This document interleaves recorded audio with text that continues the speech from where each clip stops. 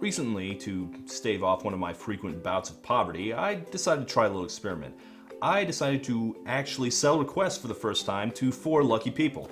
And it went really well. I'm really grateful for you guys' appreciation, and I was really happy with the result. I was able to finally get myself some new shoes. I finally got that pesky appendix removed. And all I have to do in return is, do a little research for an episode on whatever my donors requested. Well, that should be easy. Let's see what the first guy wants.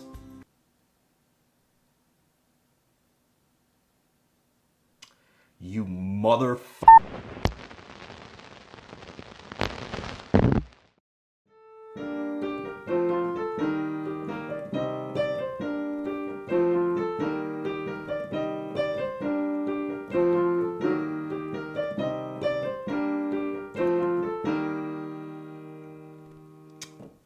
Now listen up, here's a story about a shadow guy who hears dumb songs. And all day and all night and everything is just dumb. Dumb lyrics with a dumb video and a dumb chorus that no one should ever listen to.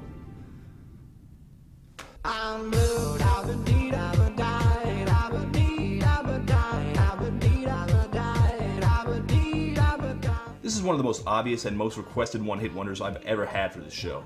And were it not for the fact that I'm now contractually bound to cover it, I would have continued ignoring this song forever. I've already said that the late 90s were a glory day for bright, goofy novelties, so much so that they kind of weren't even novelties anymore, they were the mainstream, and they just seemed to keep piling up until it climaxed gloriously with Eiffel 65, quite possibly the most annoying of them all. Yeah, this song was inescapable, but not like in the real world, I don't think, because it wasn't that huge, but I mean in everyone's collective brain space. It sticks in the head like very few things ever do, not only because it's incessantly catchy, which it unfortunately very much is, but also because it's hard to conceive of something this dumb. You may not have liked it, in fact you probably didn't like it.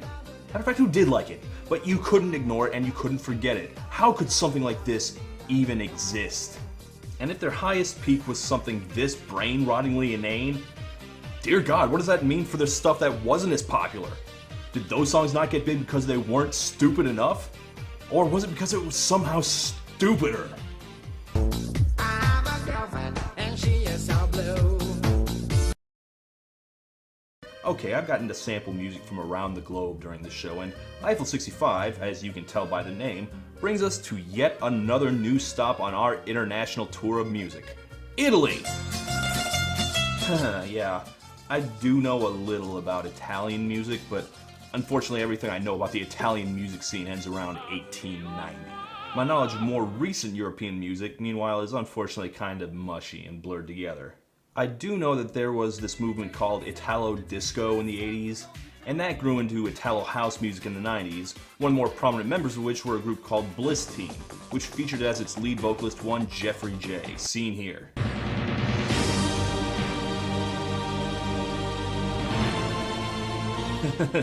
You can tell this was their first video, right? Make me cry, make me cry all the time. They clearly didn't have much of a budget for music videos at the time. But after this, they went all out. That's right. They spent all their money on graphics. Love is forever.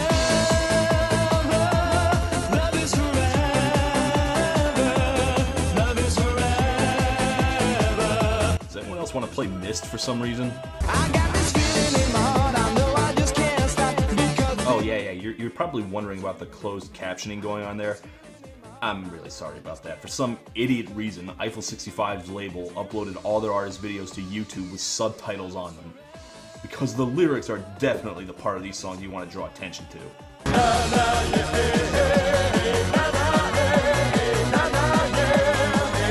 Yeah, they were a pretty big deal in Italy and some other countries, and they had a lot of hits. But eventually, Jeffrey J and the DJ there decided to split into separate projects. And Jeffrey started a new band with keyboardist and DJ Wilson. They named themselves Eiffel 65, which I'll admit is at least an intriguing name. Where did they come up with that? What's the idea behind it? Were they trying to evoke the chic image of Paris in the glamorous 1960s? Well, as it turns out, Eiffel came from a random word generator on a computer.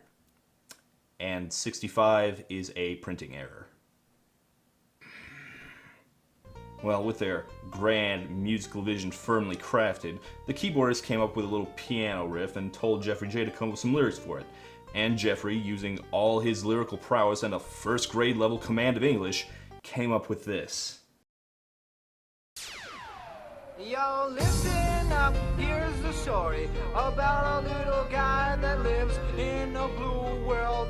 And all day and all night and everything he sees is just blue. It's not really a story per se, is it? Doesn't really have a beginning or a middle or an end. It's more like a list. One of the more interesting things I remember about the song is that everyone misheard the chorus. I'm blue, I believe I will die. I'm in need of a guy. I got beat up at night. There are a lot of them. I think it's because the guy's auto-tune and accent are so wonky, but also because the human brain refuses to accept that this could really be as stupid as it is. I have a blue house with a blue window. Surely, there had to be something more to this song than a never-ending list of monochromatic objects wrapped around a gibberish chorus. Nope, that's it. That's literally all it is. A bunch of nonsense syllables and a list of blue things. Blue are the streets and all the trees are blue. I have a girlfriend and she is so blue. His house is blue. His dog is blue. His boy is blue. You're my boy, Blue! His chicken cordon is blue. Everything is just blue. Like I said, this was the horrible end product of a trend towards increasing stupidity in pop music. We didn't have anything to worry about in 1999, so every brainless happy song that came along got big. And this was the most brainless and happiest, even though it's actually about being sad. Blue are the feelings that live inside me. At least I assume that's what it's about. There's no reason to write a song like this unless you understand that the word blue is a synonym for sad. And this guy's one-color world is supposed to be a reflection of his sadness. He sees a red door and he wants to paint it blue. You're supposed to feel bad for this little poor blue guy. Although I don't know exactly what he's sad about. I have a girlfriend and she is so blue. Blue like my Corvette, it's standing outside. You have a girlfriend and a Corvette. Sounds like you're doing okay. Okay, maybe his Corvette is expensive and useless and he doesn't drive it and maybe his girlfriend and him aren't happy. Whatever, he's blue. But they just hammer that one word into the ground that it doesn't even register about being about emotions anymore. It's just literal blueness. Blue, blue, blue, blue. And to drive that point home, we have the video which actually features a little CGI alien guy who's actually colored blue. And considering how much less advanced computer graphics were 15 years ago, I'm impressed that they still managed to create an alien as butt ugly as that one. I just hate looking at him. Sure, the CGI looks cheap now, but this was amazing for the time, right? No, it was not. I was there, it looked lame then too. I've seen better graphics in local car dealership commercials. But like I said, it sticks in the brain. Sometimes songs get big just because it's too idiotic not to. The second I heard it, I knew I was going to keep hearing it. I wouldn't be surprised if will.i.am's entire career was inspired by this one song. Well, who wants to hear some more Eiffel 65? Gather around, everybody!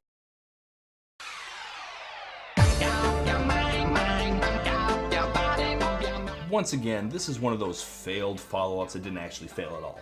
It was a top 10 hit in 9 countries. In fact, the United States was the only place where Eiffel 65 remained a one-hit wonder. Why? Because we live in the greatest country on earth, God bless the USA. Although actually this is not the worst thing ever, I guess. Move your body, everybody. I know I've heard this somewhere before. At the very least, it's not as jerky and spastic as dance music nowadays like Calvin Harris. As a reminder, I don't like Calvin Harris very much. And move your body, that's a good message for them. It's on their level, let's say. No more trying to overthink it with, metaphors or stories. Just move your body. Good.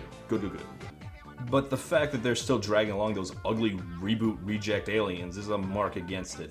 I think they think any of us actually care about the plots of their videos. I don't care if Eiffel 65 saved the girl or whatever. Also, the fact that Jeffrey J still sounds like that is not good. Just move your body, move your mind, move your mind. Eiffel 65 were early adopters of autotune, but it didn't really help that much. As far as Italian singers go, he wasn't no Bocelli, you understand. Also, in a rapidly decreasing number of countries, they managed a third hit, Too Much of Heaven. Too much of heaven can bring you underground. Heaven, yeah, can always turn around. Guys, I think Eiffel 65 think they're a boy band. Matter of fact, that nasal whine he's doing, does it remind anyone a little of a... It's gonna be me. Now you may be asking, wait a minute. What happened to the little alien guy? How can you make an Eiffel 65 video without the little alien guy? Well, there's a reason he's not in the video. He went solo. I wanna be far away, so I can be there at home. Yes, the little alien guy got his own music video. His name, for the record, is Zorodl. He is a Tuconian scientist from Tucon 4 and flies the starship Atasac. I found all this out on Zorodl.com, which still exists in all its 15-year-old web design glory. Read Zorodl's entire history, meet his crew, check out exclusive pictures of his starship, and so on. I'm just sad it doesn't have a hit counter and a guest book at the bottom. Wanna be far away, so I can be there at home. 2 more albums, mostly only successful in Italy, which would make sense seeing as their final album was only in Italian. Well, let's check out some of their non-charting hits.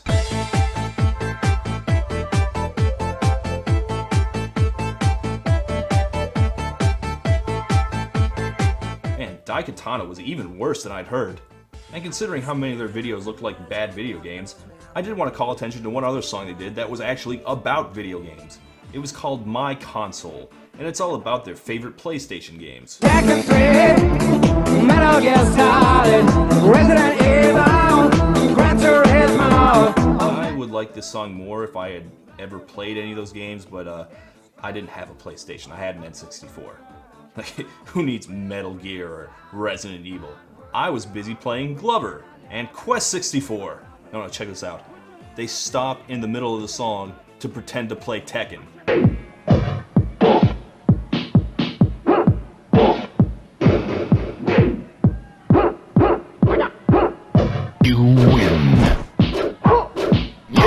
Anyway, the DJ went solo in 2005. The other two guys formed a new group, Bloom 06, while the DJ found some success solo. Here's a song that was actually a tiny bit popular on the dance charts he had. I feel like you know what to do behind closed doors. Is that Pitbull? Beat on my drum. Hot damn, here we go again. That is definitely the voice of Pitbull. Jesus Christ, literally everyone has collaborated with Pitbull, haven't they? Le braccia sono al cielo ma ferme. Eiffel 65 reformed in 2012, and they said they're producing another album. So far it hasn't arrived, but they've been on tour pretty constantly over the past few years. So if you still want to see Eiffel 65, now's your chance. I'm not going to say I hate Eiffel 65. This is not a band to be angry about. But I certainly can't think of anything I like about them. There are a few songs as brainless and annoying as Blue Dabba Dee. And to me, most of the rest of their songs just sounded like one of those filler songs on Dance Dance Revolution, complete with shitty screensaver video. That said, unlike many dance acts, they definitely carved out their own identity. You weren't going to mistake Eiffel 65 for anyone else.